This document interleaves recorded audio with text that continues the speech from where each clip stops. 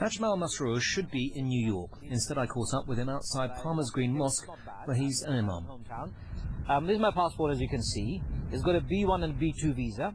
It's true. He's already travelled on his US business visa a handful of times, and no wonder.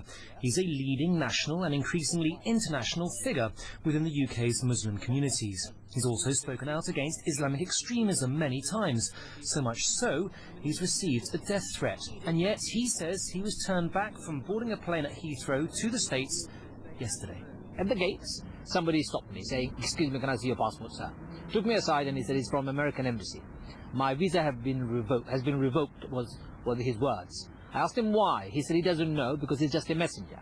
However, after asking him several questions, he then said to me, "You must have done something wrong," and then walked away with a smirk on his face. That indignity has cost him more than £1,000 and various public appearances in America. He fears there is now a policy of refusing British Muslims with no criminal record entry into the US. Just 2 days ago, for instance, BBC London spoke to a family who had a similar experience trying to travel to Disneyland. America is the country of the free and the brave, that's what we've been told, but it looks like it's stooped down to kind of paranoia and narrow-mindedness. That's unfortunate. It looks like Donald Trump and his followers, the maniacs I call them, are winning the day, and that's not what we want. Given Ajmal Masroor's public standing and his sensitive grievance, this has all the potential to turn into a rather embarrassing incident for the US Embassy. We asked them for an explanation as to exactly what happened, and in response they simply released a statement in which they said that the embassy is aware of this matter. Our policy, consistent with privacy regulations, prevents us from public comments on private visa cases.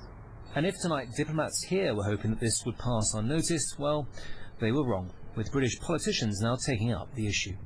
I think we need to have a full explanation, and we need to know why this is the case, and if those who've been refused are prepared to come forward and say so. I've had constituents who've been refused and have not been given an adequate reason as to why, and the worst possible scenario is if there is a trend developing on the basis of certain criteria. And that is precisely what Ajmal Masroor fears. He is now demanding an explanation and an apology. Alex Bushell, BBC London News.